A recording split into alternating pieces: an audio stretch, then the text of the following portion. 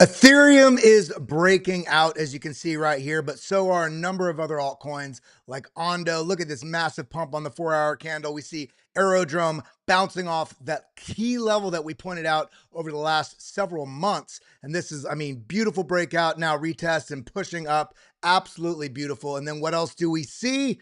But we see Chainlink also making moves to the upside, beautiful moves to the upside. And I don't think you've seen anything yet, but it's not just those 3 or 4. We also have got Avalanche breaking out of this downtrend right here. We'd really like to see this break past this, but we're going to get into those levels soon. If you're watching this as a short, make sure you click the link on this video and you can watch the full version of this video. But we also see bittensor Tau bouncing beautifully off this beautiful previous resistance, now flipping to support. We've got a number of other coins as well that are doing absolutely incredibly in these setups for much higher prices. Let's get into it. Hit the like button, hit the subscribe button, ding that little bell, get active in the live chat. Tell me good morning and say what city you're tuned in from and the last thing you bought. So for me, it would be GM, Atlanta, Link. Let me see what you guys got to say. Let's get this.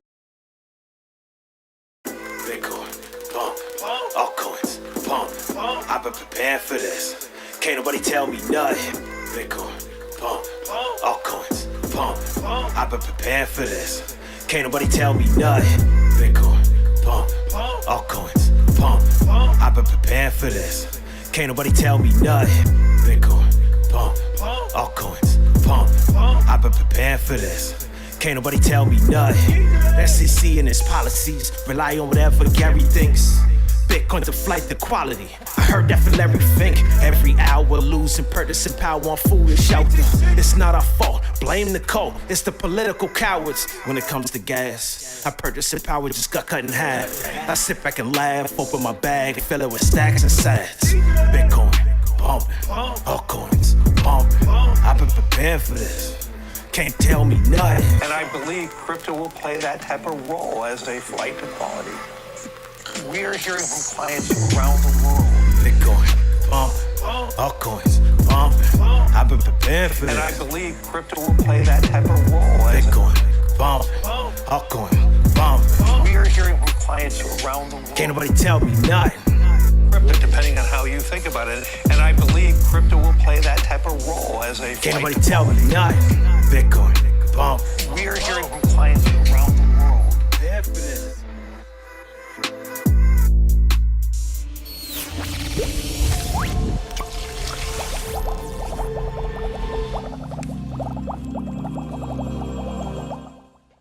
The time all of us have been waiting on. Yes, Bitcoin has been pumping over the last year and a half, but we're starting to see the rest of the market absolutely melt to the upside. And we're seeing the signs that have been brewing since April 7th. And yet here we are today on August 12th. We're seeing not only the breakout to the upside on the Ethereum to US dollar chart, but we're also seeing the breakout of this sort of bull flag that we have right here. If we want to draw this out, essentially it would be these levels right here. Boom, here's a flagpole, here's a bit of the flag, and then now breaking out of this previous resistance, breaking past these highs, and it's looking quite good. We got the money flow that came down, but now bouncing way above the zero line here. RSI, nice reset, not even down to the 50 line, but here about the 57, maintaining very much in the strength territory. But what's most impressive here, what we want to make sure we're keeping an eye on, is this ETH to Bitcoin pairing. And what do we see? We see the ETH to Bitcoin pairing, this bull flag that we outlined yesterday and highlighted the fact that the target on this is about an 18% move to the upside, which comes up here. Boom, right here. This measurement you would measure from the breakout here, and that would be, let's look at that up to that level, about 18% move would be the target. And what this means, in case you don't know or you're new here, is the ETH to Bitcoin pair. This means if this is breaking to the upside on this pairing, this means ETH is giving you more gains than Bitcoin is at the moment. It's outperforming Bitcoin. When this is dropping, much like we saw for 987 days. Look at this, 987-day downtrend, just melted to the downside. This right here is where everybody said ETH was dead. And look at that bounce. What is the date I just called out a second ago? About April 7th, April 8th. And that is, as you can see on the very bottom of the screen down here, when I move my cursor, it shows you what those dates are. Look at that. Right, the bottom was right when that VIX peaked, right when I posted on my X, for those of you that are paying attention, right what I did on my live streams for those of you that were tuned in, talking about a very likely bounce at that level on Bitcoin, but also we're seeing this across the crypto market. And the key point here is that ETH to Bitcoin pairing had a bull flag here, break to the upside, went past this previous support. Now it was resistance, but we broke beyond it, bounced on it, found support, and created a bull flag in the process, and now broke up again. And this is on the 3-day chart. But when we come down to the 4-hour, that break to the upside has formed another bull flag, suggesting the bulls affirming that the bulls are in control. But it's not just Ethereum. We're going to go over a couple other key altcoins that are absolutely looking delicious right now on some of their moves. But I want to highlight some of the things in this market. As you all roll in here, shout out to each and every one of you that are here. For whatever reason, my streaming software did not push this out, I don't think, to Rumble or to X. I don't know why I had it set up to do so. But we're here. Hey, those that are here, you're here. So let's do this together. I would just ask you, because it didn't send those out, head over to my page right here at Kelly Kellam, and make sure you do a retweet right here on this post. I will share this in the live chat here on YouTube. Just get this out to people so they know that we are live. I don't know why, again, I don't know why this did not post this to X and Rumble, but things happen, you know, and that's okay. But when we're looking at the data, let's go in and dive into some of this data, because what we're seeing right now is wonderful, especially with the CPI numbers that came out this morning. Now we're sitting here. Look at this, back over $4 trillion market cap. Let's just take a gander. For those of us, I mean, I don't think anybody right now feels like the market's not moving, but we still have in our mind, we want more, we want more. Well, let's actually take a look at where we've come from in the last year. So we were down here under look at this, under $2.5 trillion. Under $2.5 trillion. We are over $4 trillion now. That means over $1.5 trillion in growth has come into this market since April. Look at this. And what is that date? April 8th that this is showing right there. When was I highlighting the potential reversal on this market into that monster move segment? That was on April 7th, April 8th. And look at this. That was the exact bottom of the market right here. April 7th, April 8th, bounce.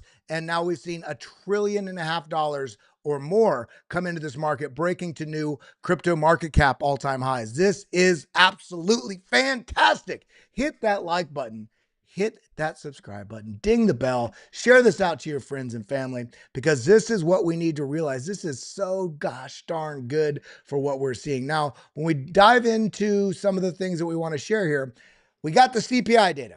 Now, the CPI data came in kind of flat. There was a tiny bit under expectations on month over month, but then it was also a little bit higher on year over year. But it says, is it good? I guess month over month inflation was perfectly in line with expectations. It was 0.1% lower. And then we also see, while year over year headline was lower than expected and year over year core was higher than expected, this just becomes a lot of jargon. The core data is more important. So people are still debating, are we still in a hyperinflationary environment? Is this starting to come down? It's basically tit for tat right now. It's overall, for the most part, flat. And because of this, the question was, with all the tariffs, isn't this going to drive up the cost of goods?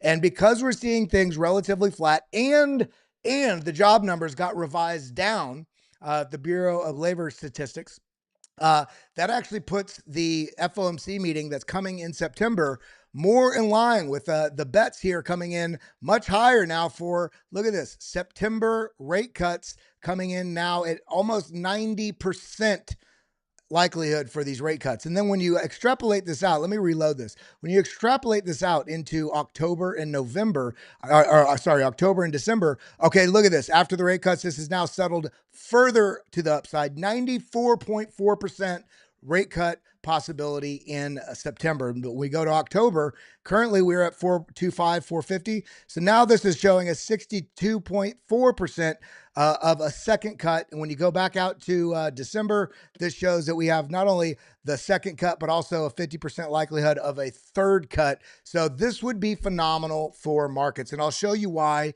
here in just a moment. But when we're looking at this, remember when the Fed used to care about super core CPI, came in at 0.48% month over month, second highest reading in 18 months. This is what I was just talking about with Caleb Franzen here, talking about the core data is more important. This is this right here. We're the second highest core that we've had in the last 18 months, the 3-month high and year-over-year metrics as well. So we're getting still mixed signals that Jerome Powell is going to have to deal with. But what the reason why this is so important, and I'll show you in a second, is because although this seems inconsequential to most people, 0.1, 0.2% differences,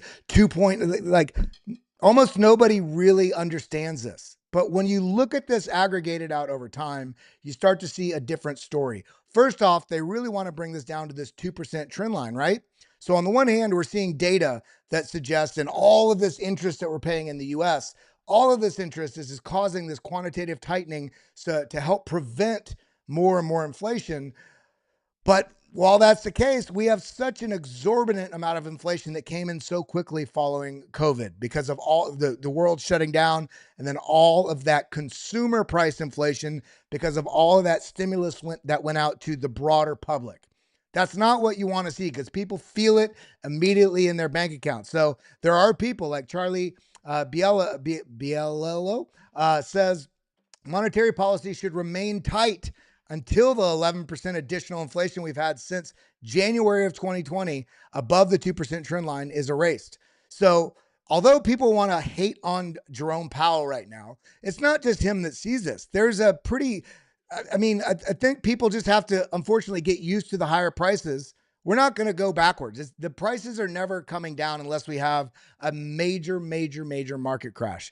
However, when we think about why this is important, it's because this is what it looks like. Price increases over 5 years. This 2%, 3%, 4%, 2%, 5%, this aggregates over time. And you can see where prices were in 2020. And you see CPI, new cars are up 21%. Family health services up 24%. CPI, food and home. Food up 24%.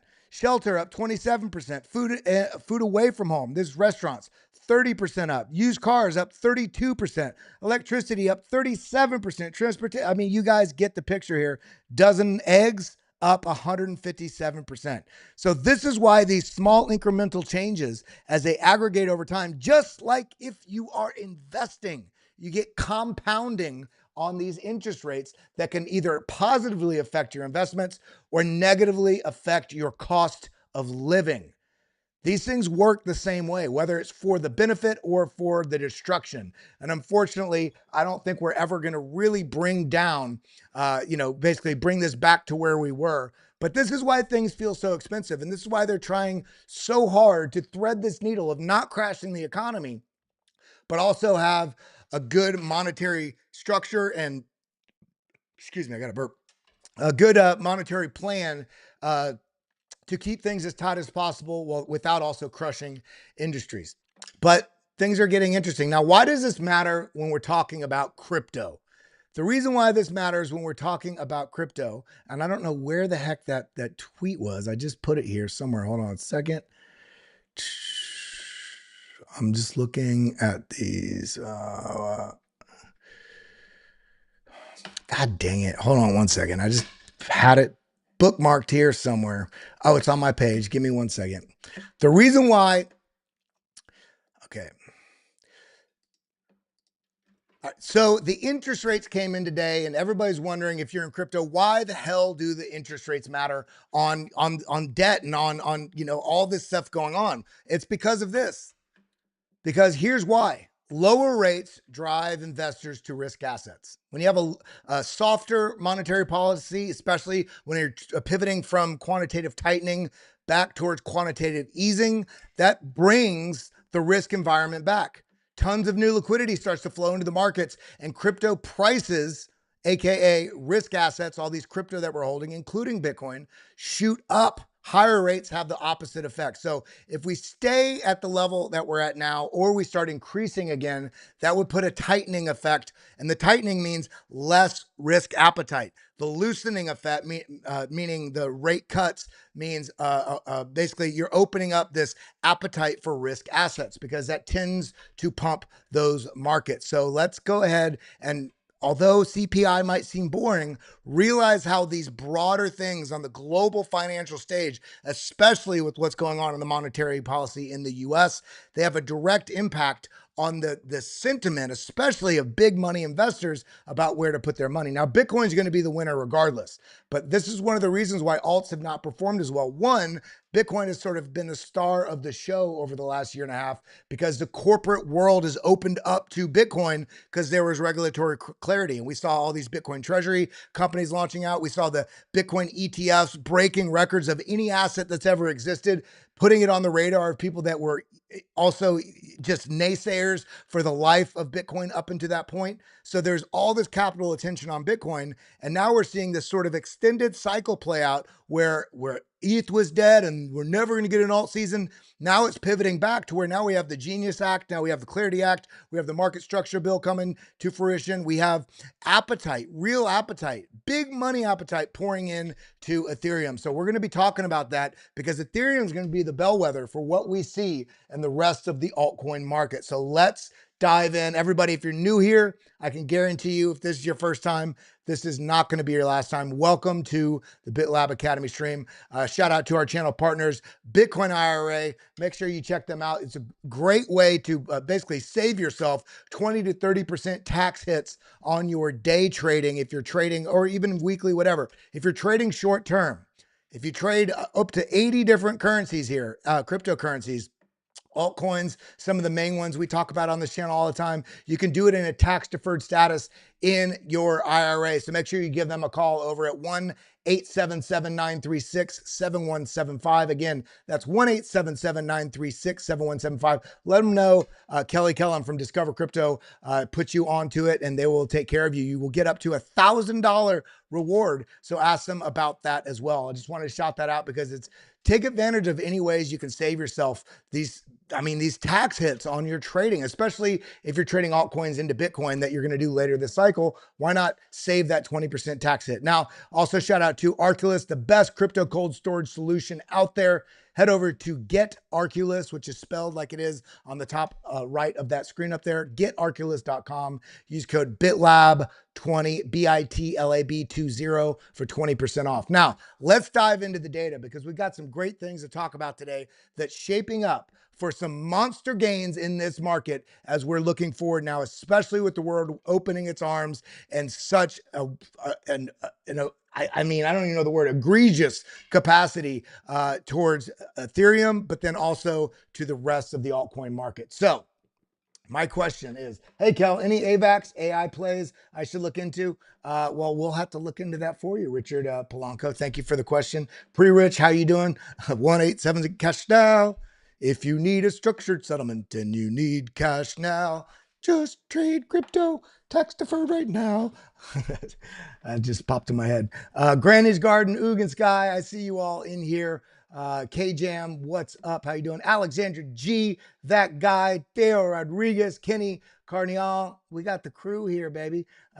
Shout out to each and every one of you. Now, we got to talk about it because Ethereum is not just opening up like the world is becoming more aware of this, but with the recent legislation that was passed and the path forward with our current SEC chair, as well as what's happening in the regulatory environment and the US government saying all ahead crypto, we're also seeing not only are the stable coins a major impact, but of course, Ethereum is a major player as the rail for the largest amount of those stable coins. But beyond that, you also see people like Tom Lee, who they currently have a great amount of Bitcoin, of Ethereum. And that amount of Ethereum right now is, look at this, 1.2 million ETH, which is just under $5 billion. And this is incredible. Sharp Link's not that far behind, about 2.5, 2.6 billion Ethereum. And we got the Ether machine at about $1.5 billion worth of Ether. But then we also see Tom Lee is upping the game. They just posted a prospectus where they're raising up to $20 billion to buy more ETH. So Ethereum's becoming like on the radar in ways that you cannot even imagine. And this brings the awareness not only to the major money players out there, corporates, governments, all that ultra high net worth individuals, but also legacy traditional finance players, also 401ks, also all these different aspects of the market that manage billions and billions of dollars of people's money, or also just professional trading houses, brokerages. This is on the radar. It's a little bit behind what we saw with Bitcoin, but that's okay. It's also newer than Bitcoin. So it stands to reason that it takes a little bit more time. Just like the capital rotation, we've seen every cycle from Bitcoin to ETH to top caps and to mid caps, and that sort of rotation we see trickle down. Now, why does that rotation happen? Is it just the rotation of capital between those? Or is it also because most retail they do not understand investing? They're not excited to buy until the price is exciting. That is the worst time to buy. You need to be excited to buy when the price is scary as a mofo to the average trader. That's why on April 7th, I called out specifically that this was a very good reversal point and we'd likely see mega pump season come after that. And this is exactly what we've seen. Because when everybody's so scared and ETH is dead, remember ETH was dead in April and in May and in June. And now everybody's like, hey, ETH is the play. ETH was the play then. It's still the play, but you don't buy at highs and sell at lows. You buy at lows and sell at highs. So while we're getting great news like this is going to carry this trade forward. And Ethereum is here to stay, whether you like it or not. Even though it's dead, it is not. This is what we're talking about. We're seeing the capital rotation happen, not just as rotation, but also the advertisement as price gets exciting. That brings in the retail, the scaredy cat, the paper hands. They're excited about the price. They see all the news coverage. Okay, it's back above all-time high. I'm going to get in now. And what you see is an uncultured class of trader and investor come into the market because they're buying the hype.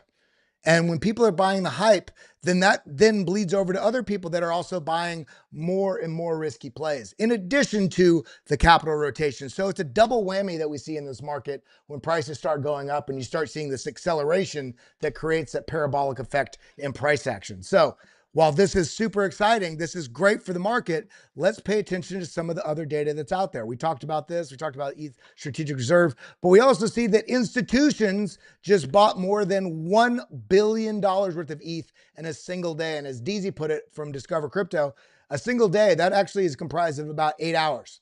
That's the trading day on the traditional desks that they have in TradFi. $1 billion worth of ETH institutions bought. $10,000 is closer than you think. And that's why I have on today's title, ETH 7,300. And I don't think 7,300 will be the top, but we're going to look at that on the charts here in just a moment. I'm going to show you why I think $7,300 ETH is very much in the cards in the near future. And by the near future, that could be by the end of the year. It could be by the end of September. We have to see how this market rolls out, especially with all the conflicting news and the hype and the fear and everything going on with global trade and everything happening, global conflict. All these things can have a major impact, especially with what happens in September regarding the Fed and the FOMC meeting.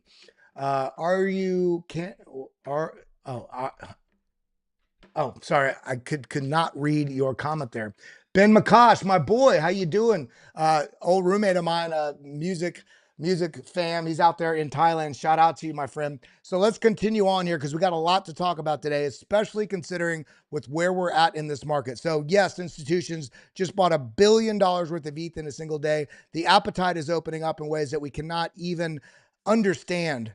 But those of you that have been watching BitLab Academy, I've been dropping breadcrumbs for you. In fact, I've been painting them explicitly about what I've expected to happen. And it's played out to a T on this market. So we also see the Ethereum ETF flow right here. This is that $1 billion on the ETFs. This is why I said it was the trading data, the TradFi hours, because ETFs were the way that Bitcoin and Ethereum got direct access to capital channels of the traditional stock market, because it puts it in front of people in a platform and network and access point that they're used to, whether it's E-Trade, whether it's, name the stock market, the different tools that people use, Robinhood, so on and so forth, calling their brokerages, calling JP Morgan, calling so on and so forth. We're seeing the access points here, but we're also going to, I really believe we're about to see a flood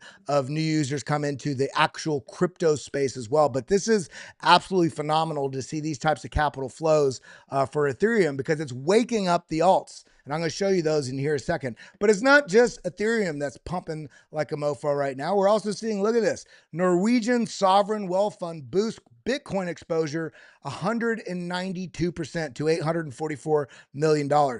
This goes back to what we were talking about in regards to governments. I mean, this isn't just, hey, this guy on YouTube, Kelly, was talking about Bitcoin and he says it's going to go. No, that bullshit is long past. We have government stacking. Bhutan has mined, I think 40% of their GDP now is from their Bitcoin that they mined. We have El Salvador. We've got Argentina working on it. We got Panama. We got, guys, the list is getting longer and longer. Of course, we have the strategic Bitcoin reserve that's still coming for the US, which is going to be 1 million Bitcoin, not $1 million worth, but 1 million Bitcoin going to be stacked. And now they've also had a report that we covered yesterday from the Federal Reserve releasing an outline of how they could reprice gold, because it hasn't been repriced since the early 80s. They're still counting every ounce or every kilogram as that $41 an ounce or whatever it is. And it's over $3,300.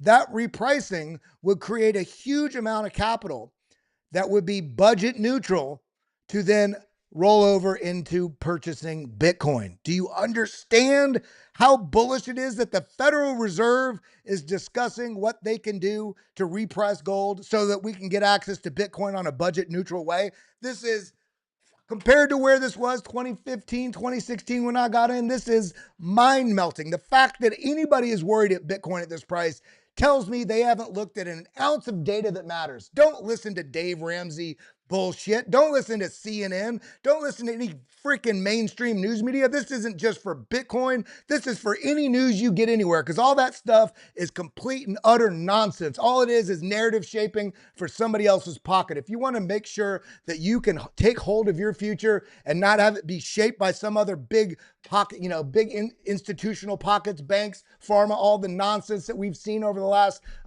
my whole lifetime, you need to get involved with Bitcoin, because Bitcoin is agnostic to every government policy. Bitcoin is the answer. Now we can also be degens like I am, like you all are as well, because I know you all have altcoins, and we can try to make those plays as well, but we can't be married to those bags. We need to make sure we look at every altcoin we have as a means and keep track of it, that as it grows faster, if it does, than Bitcoin, that we rotate those profits into Bitcoin. That's what this is all about. Now, let's get into it, because we got a couple more things, and I want to dive into some TA here as well. So let's talk. Let's get through these last couple stories, and we're going to be diving into to some other technical analysis, show you some charts and some signals that we're looking at on the charts. Now, strategy has dominated. Michael Saylor's strategy has bought more Bitcoin than all other public companies combined. Do you see this? They just added another $155 million worth of Bitcoin yesterday. This is just insane to see. Yes, there's some other companies out there that have been buying and stacking, but nothing is like strategy. Now, of course, the ETFs, they're up there as well, but that's not BlackRock buying. That's not Fidelity buying. That is consumers, clients of BlackRock, go and purchase the Bitcoin ETF. And so then BlackRock has to go and buy the corresponding Bitcoin. It's not BlackRock buying Bitcoin. They're buying it on behalf of each individual customer. So the difference here is strategy. Strategy as a company is just absolute nuking the market every single week, making buys. And we know Nakamoto, which is David Bailey's company, is supposed to be smash buying about, I think it's almost 800 million. It's just shy of $1 billion worth of Bitcoin today. And I believe they're doing it for the most part on the open market, which is freaking-tastic. And we're going to see more and more stories like this. And I told you this a year and a half ago when the ETFs launched. Watch the exponential growth and the parabolic growth and what we see with corporate treasuries, corporates buying Bitcoin, whether it's through the ETF or outright buying Bitcoin on the market as well. We're seeing it happen in front of our eyes, and yet people are still worried. Is Bitcoin's price high? I don't know. Again, I don't know what data you're talking about, because this is what we're looking for. This sort of price action, and this is measured in the 1% quantile and the 99% quantile here with these two different levels. But then we also see basically tracking from the previous cycles where the different areas and likelihood it could go. But in any of these, we're seeing up. Up is the next step. Whether we see these 15% chops like we saw for 7 months last year, 7 months we saw the Bitcoin price just absolutely eat people's lunch for breakfast. And this is what I'm talking about. This is that right here. This is, let's see, boom, measure this from there to the breakout here, 243 days. And in that we had, I think, 7 moves that were 15% or greater. We had a 15%, 20%, 25%, 15%, 30% swings. The swings in this market, look at this, from this point right here to the top there, that was a $17,664 move. That did that in a matter, let's see how many days that was, because this is important. I just want to point something out. The difference in the market now versus previous cycles. In 24 days, this swang $17,000. Do you remember what happened in the earlier life cycle of Bitcoin? Do you realize it took, let's see, let's get an old, okay, look at this. This took all the way back to actually 2009, back here, to go all the way up. Look at that, $17,000, okay? Up to basically where this previous all-time high was back here in December of 2017. It took years. And then what we saw, I don't think you guys understand how bullish this is, that we saw 7 months of swings that were the size of the entire of Bitcoin's market cap. And it did it in the matter of 8 days, 12 days, 8 days. I mean, the appetite for this market, and this is what absolutely destroys people, is they keep thinking it's over. Bitcoin will not top in your lifetime. Understand that. Last year, 7-month sideways price action with the swings that were this was an all-time high, $17,000, $18,000. And it took, 14 years to get there. And we did these $17,000, $18,000, $20,000 swings 7 times in the matter of 7 months. And we have exponential corporations, growing number of governments getting involved, ultra high net worth individuals, that stacking in ways that you cannot even understand. Bitcoin will not top in your lifetime. I don't care if you're 17 or if you're 77. Now, will we have small intermediate, like midterm tops along the way? Sure. But if this was a 4-hour chart, you would just say this is a bull market, right? This is a bull trend. You have a rise, retrace, continuation. Okay, retrace, some sideways consolidation, continuation. Retrace, continuation. We will get retraces along the way, and we'll even have smaller term market cycles with, full bull run, bear run, bull run, bear run. These are all mini market cycles on the smaller term time frame. And yet they're wrecking people because they keep thinking there's going to be a bigger downturn than there is. Now, that doesn't mean that you don't protect yourself. It just means that you need to make sure that you're long-term minded. And on downturns, you make sure you have capital flow, whether it's from a job, whether it's from doing, food delivery. I don't care what you do. Figure out ways that you can create capital flow, that you have dry powder on the sidelines. So when you do get dips, and you're watching BitLab Academy and you're in the Discover Investments group, which is pinned to the top of the live chat there, that we can make sure that you have the tools to understand how you can identify when you should be buying. And if you don't have any clue, or you don't want to put any more extra time into this, then just dollar cost average on a weekly basis, and you'll be fine as long as you're long-term minded. But this is looking absolutely spectacular, everybody. Spectacular. Now, let's get into the altcoins, because as I said before, we're seeing some great things in the altcoin space right now. We see ETH to Bitcoin pairing breaking out. Look at this 987-day downtrend from here to the bottom here on the day that I called this reversal, and it has played out absolutely spectacularly. We broke out a little bit of reset here, higher low, broke out into a bull flag here, and then boom, broke out. And now we're in another sort of smaller time frame bull flag that we just broke out of. Tried to wash us out with the money flow. The RSI, however, look, this is scary, but the money flow went negative. Shouldn't have broken down. The RSI bounced above the 50 line right here, which means the bulls are in control. Anything above the 50 line means the bulls are in control. Below, that means the bears are in control. So although the money evaporated, the strength held up. And what do you get? You got a bounce.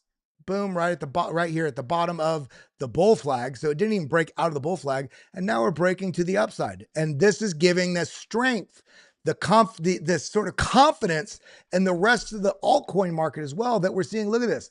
Ondo came down to the line that we talked about, this level of support, bounced. Now we're about to see some fireworks on Ondo if Ondo can break above this $5 mark, $5, $6. It's right in this zone. If this can, if I had to guess, if we get us another small rotation down on the market, this will reject, come down, bounce about right here. I'm just doing that based on this rejection, the chop here, this rejection. If we reject here, bounce here, and then launch. If the market maintains a positive footing that it has right now, then I'm watching not for the retest, but the slice through this, a retest back to this $5, $6 mark at some point, and then the continuation. What do I mean by that? I mean, it's either going to go like this, or it's going to break out beyond this, retest, and then continue. Why? Because every bull trend ever, every bit of it, has a rise, retrace, continuation. This area is what screws over so many people. They're excited, scared, they sell. The problem is most people don't buy until they're excited, so they're buying right here. And then they're scared here and they sell. That's not what we want to do. That is how you wreck yourself. And that's how you become one of those people who goes, oh, the crypto is just a scam, it's just manipulated. No, you're manipulating yourself by trading emotionally. Get in here with some strategy, baby. Have some diamond balls on you. You got to buy the fear on support, and you take profits when everybody else is getting excited. Again, it all depends on what your time frame is here on this market. Now, let's look at a couple others. We got Arrow also making some beautiful moves. This came down. Remember this pattern we talked about the other day? We talked about the 77, 78% pump that we had off this fake out here. Well, now I talked on, what was this? I talked about this on Monday about coming down, retesting this line. Not only did it retest it, it also found support right on the 382 of this move. The golden Fibonacci's down here. The most bullish pullbacks come back to the 382. They don't go all the way down here. We also had this rising level of resistance that was right here. And this level goes all the way back. Look at this. Let's go to the daily 3-day here. That level goes all the way back here to March of last year. That's the level we're watching. And we did break through it, came back down, retested. All systems go for launch. So we're getting that. Now, will this make the breakthrough? Again, it depends on what the confidence of these moves are in the market over the next few days. So we'll keep an eye on that. If this does come down and retest, I'll be watching for a retest at right about $1.18, right in here. Why? Because this is where this rejected. This is where this bounced. This is it's kind of a regional number I'm looking at, but oops. So that's what I'd be watching for, somewhere in the $1.16 to $1.18 range if this does reject here. And that would be a beautiful, beautiful retest. If this is able to slice through beyond $1.26, then I think that will have that continuation. Link Link also, look at sneaky Link, but Link is not being sneaky. I've been telling you about Link for years, but when we've been talking about this coming into the apex of this massive move, look at this. This is February 2020. This is May 2021. We started forming this massive symmetrical triangle. Now within that, as this compresses down and we found support, resistance. Oh, it broke out though. It's done. Well, look, it bounced, further signaling this trend line is correct. What am I talking about? See this rejection? See this bounce? But then look, bounces again, loses it, comes back down, finds support, and then finds a rejection on this same line. So we know this line is necessary. We know this line also is correct.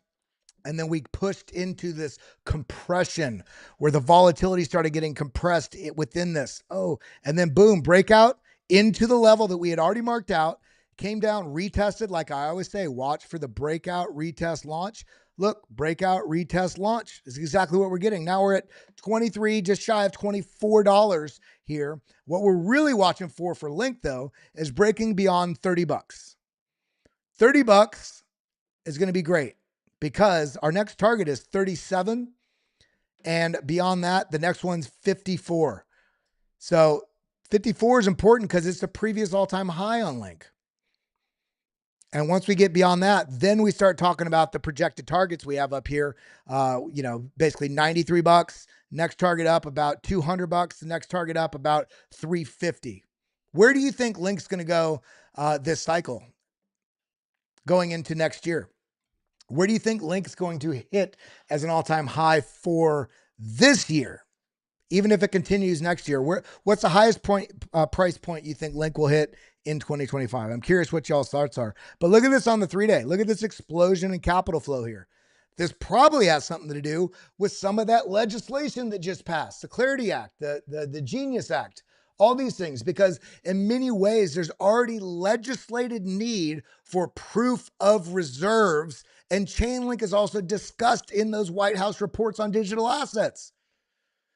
Chainlink is going to be an imperative for some of the things that are coming, like the tokenization of assets, like all the stable coins that are getting deployed. Stable coins are boring. Are they? Are they really? When you consider how many trillions of dollars are going to be transacted on them, and then there's rails that are underneath that are facilitating those transactions, and then there's also the need for proof of reserves, also the proof of ownership of the backing U.S. treasuries. Link is going to be a major part of that. So not only is it going to be major impact with all the RWAs that are coming online, but also everything that's happening with the stable coins, but also the interconnectivity that is bringing between all the different assets in the TradFi world and within blockchain itself. Link is in one of the most unique positions of every digital asset out there. And if you're not stacking Link now, then I don't know what to tell you. Go buy some, poo-poo fart coin bonk shit head, buy shit that matters, guys. That's what I'm trying to get through your head. 350 is disgusting, says K-Jam. I hear you there. But let's see. We got a couple other things too. Avalanche is making some moves. If we come down on the 4-hour, we see, boom, let me zoom in on this. Avalanche has got a beautiful bottoming and base here. I just want you to notice this rounded out. We basically have like a triple bottom here, slightly rounding out. Once Avalanche clears $26, then I think this sort of move here is complete, because we really have 1, 2, 3, 4. Once we clear this, then this is when I think it starts turning into all systems go for Avalanche. And Avalanche is doing some major things with RWAs and such as well. But we see now we have a higher low. The question here is, on any pullback here, will this maintain the higher lowness? But what I think we're really going to see is, I think this M formation was a fake out down. I'd like to see this push back up, test into 26, and then start find this as support, break through, find a support, and then continue. But we're fighting to get the signal to do that. Yes, money flows up, but RSI is fighting to get itself above and find support above 50. Now, currently this is kind of doing it a little bit. It pushed beyond it up here into 62, 63. I'm looking at the number on the right there as I move my mouse. Yeah, about 62 and a half. Found support on 47, But if this RSI cannot break to new highs here, then this move isn't ready. I'm on the fence of thinking that it is. So I'd be prepared for another opportunity down, but this came down, retested this high here. If this is able to take out 2473, 2475, then next target is 26, probably a little rejection, support back here at this previous range high, and then the slice through. But guys, we're getting some beautiful setups here. BitTensor Tau also had the breakout. It broke out. It came, remember we drew this over here. It broke out, came right into the box of interest because we have this horizontal level and this descending level of resistances. Well, look, it came down, bounced within this box, and then shot up, created a head and shoulders. We talked about this, likely going to break down. What did it do? Broke down, but then it broke down into a W formation, signaling the next reversal. Came up. Look, what did it do? What do I talk about over and over and over again? The breakthrough, the retest, the launch. So what we got? Okay, W formation, cool, right here. Let me draw this correctly. W formation, the break of this neckline, okay, broke out. It came back to not only the neckline here, but also this descending level of resistance. So we got a beautiful bounce at a known zone that the price, the lines on the chart were saying, look here for the bounce. Well, we got the bounce. The question is it going to hold up? Well, let's look at the 1 hour chart. Well, we got positive money flow popped in right here. Right as this price was pushing up, we broke beyond this high here. So I'd be watching anywhere in here for any pullback. I'd be watching a bounce at this 376 level. That's what I'd be watching. If this is able to push all the way up here and do this, that would be the most bullish. But this would still be bullish if this pushed up, found a bounce here on these levels, and then continued up. But we're seeing magnificent things. XRP. I know my boy Ben McCosh wants to know about XRP. I forget what level he asked me. I think he said 286 or something, or 270. Will this go back down?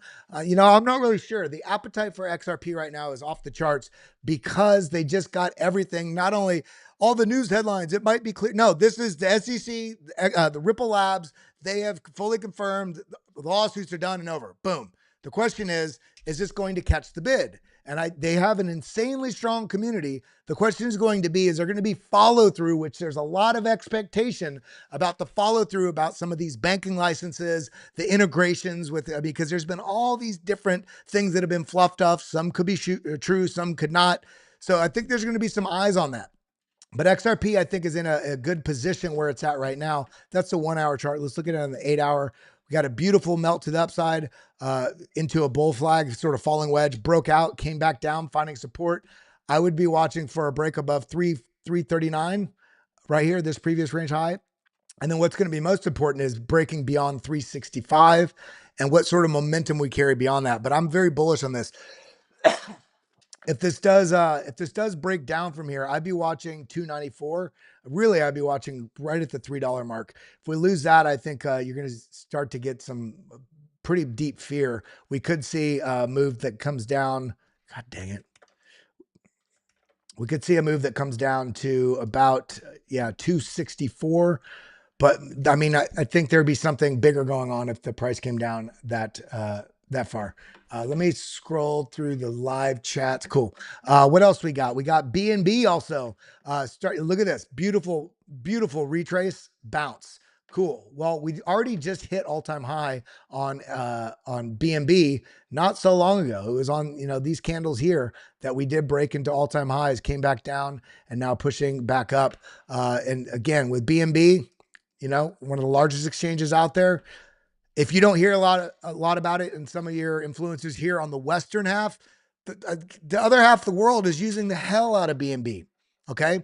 It's like the Ethereum of the Asian crowd, but we see an increase on the 3-day chart of money flow. We see the targets up here, the $1,000 target at 2.618 up to 1,600. I could see that happening. They are the largest exchange out there. Excuse me.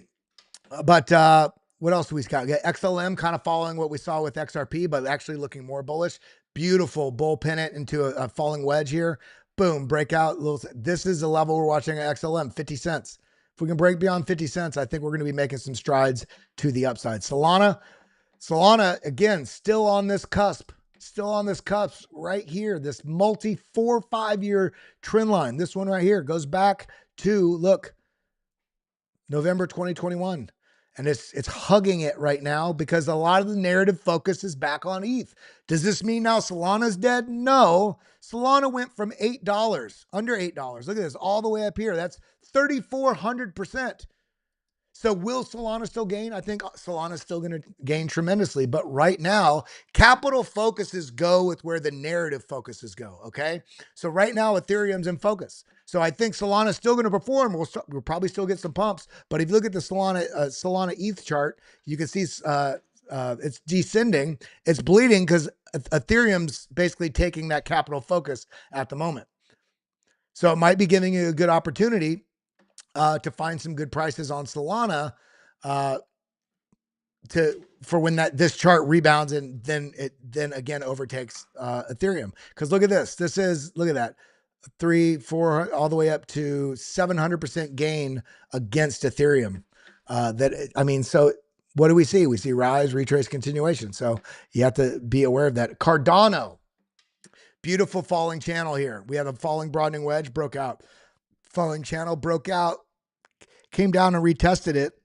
Feels like a really big rejection to the downside, but in reality, this just came down and tested this trend line, right? A little deviation below, but then popped back up. This is the area we're watching for Cardano, 87 to 90 cents. This level right here, which is held not only support, but also rejection.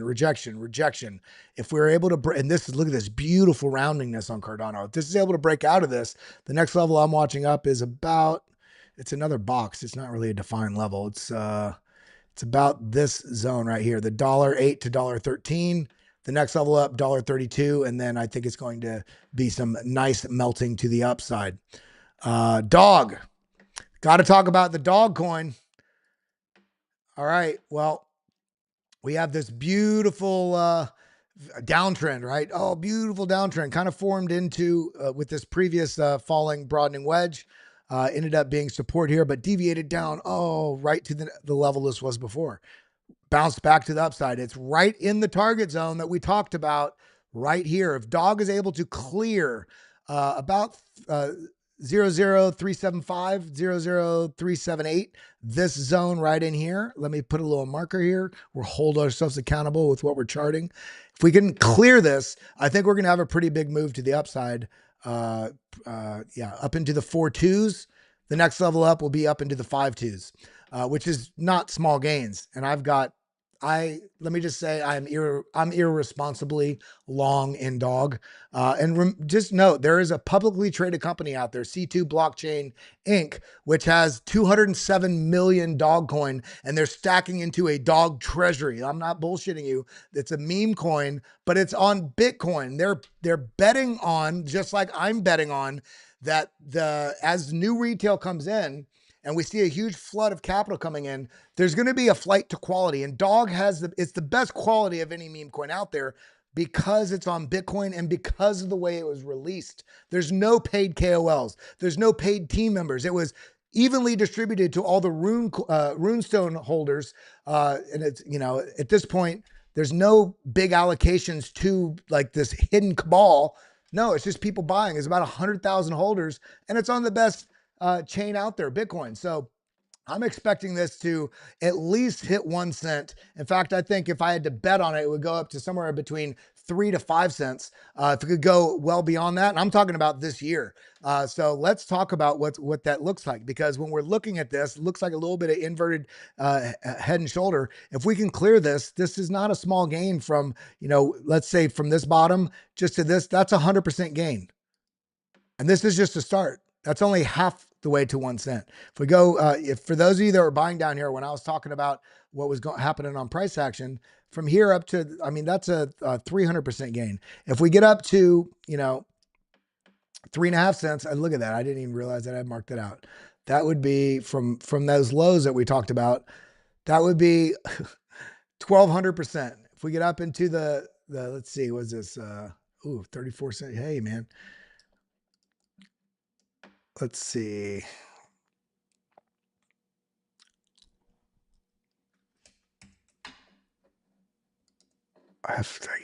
There we go. Yeah, 2,000% gain from those lows that we were talking about. But it's not just about the gains. For me, it's about, I want to put my money in quality aspects. Now, some people say, Kelly, you never really talked about meme coins. Why do you talk about DOG? Because there's a lot of new retail that comes in and they want to go and get some nonsense that just launched because this guy, he's the boss of Ibiza, and they wonder why they're getting rugged. I have an aspect of different parts of the market in my alt portfolio, the layer one space, the Oracle space, the AI space, the DEX space, right? Chainlink.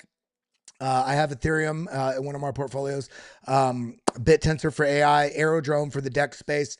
And then, of course, memes have such a big aspect of the mind share of newer participants. I was like, if I'm going to have a meme, which is one aspect of this ecosystem, I'm going to have the best meme out there, and that's DOG. That's why I have DOG. That's why I talk about it, so people can be a part of a chain if they're going to get something that's not going to just have a 24-hour cycle of pump and dump where people lose a shitload of money. Now, there's a lot of good things happening in this space. Really incredible developments. So be smart. Isn't BitLab Academy a BitBoys channel? You're out of your freaking mind. No. This is a channel I started. I started BitLab Academy channel, 2.5, 3 years ago. I'm the only one that's ever been on it. Yeah, so there you go. But we got so much happening in this space, guys. So much happening in this space. Near, I'm expected to do some really good things as well. Grayscale, they're two of their biggest holdings in their AI portfolio are Near and bittensor.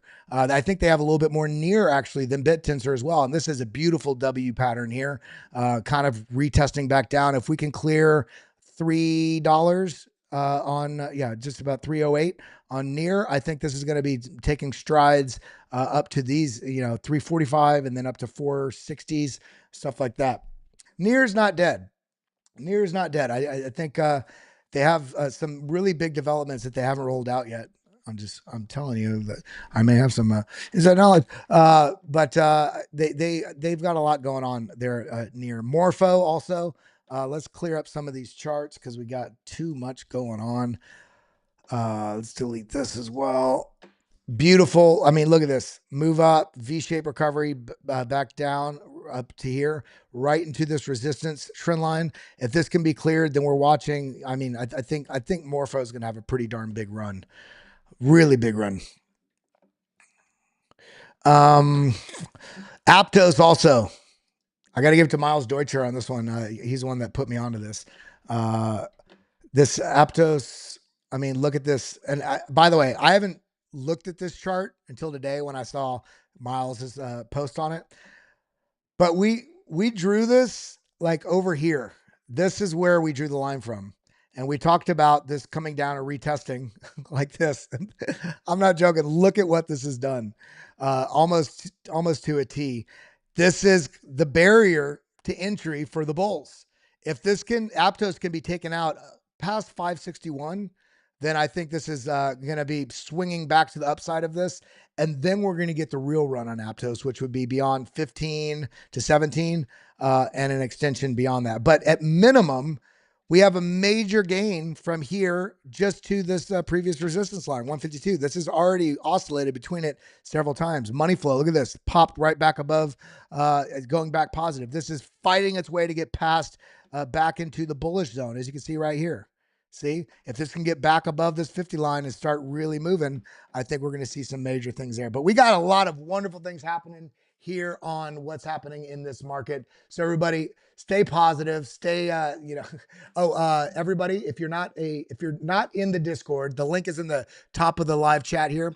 But also if you're not in there at all, and maybe you're a member here on the BitLab YouTube, hint, hint, hint, become a member on the BitLab YouTube. It's $1.25 a week, but I'm going to start doing some afternoon streams there, not only in the Discord, but then also here on the live, on the members on BitLab will get that as well. So I'll be sharing that. I'm not sure if I'm able to live stream in the Discord and on the BitLab members, But if I can't do both, then I'll record what I do on the Discord and I'll post it to the members. But I'm going to try and do it live on both. But I always have issues when I do it with because of mic access to two different stuff. So just stay tuned at 3 p.m. That's when that's happening in the Discord. If I'm able to do it live at the same time for BitLab members here, then you'll get that. I will tell you right now, I may list it as a public live stream for the first 3 or 4 minutes if that happens. So make sure you look down below this video right now. Make sure you're subscribed to this channel and make sure the notifications are on. What you do to turn the notifications on are, you see right down below here, everybody look below my channel, below the channel. Make sure you're subscribed. And then once you're subscribed, you click this bell. This is when we say ding the bell, turn all on. Then you get notifications when we put out different content. And even if you're not a BitLab member, sometimes I post the member streams as a public stream for the first 3, 4, or 5 minutes. And then I put it back to private for members only. And that way you get a little benefit. You get some rewards for having notifications on. Now, if you are a member, what we do is in the BitLab Academy, on the BitLab Academy page, there's posts. It might say posts, it might say comments. This is where I'm going to post the link. It'll be a private link, but you'll be able to see this. See if you're a member, you'll be able to see it. So make sure you just check this and have your notifications on, even if you're a member, because then you'll get notified when I post the link there. All right. But that's all I got for today, everybody. I love you. I appreciate you. Hope you all have an absolutely wonderful day. I really do appreciate you all. Find gratitude in something today. Give a compliment to somebody that you don't know, a stranger. Call somebody you haven't talked to in a while. Tell them you love them. But that's all I got, everybody. Let's stay positive. Let's print this paper. Adios, muchachos.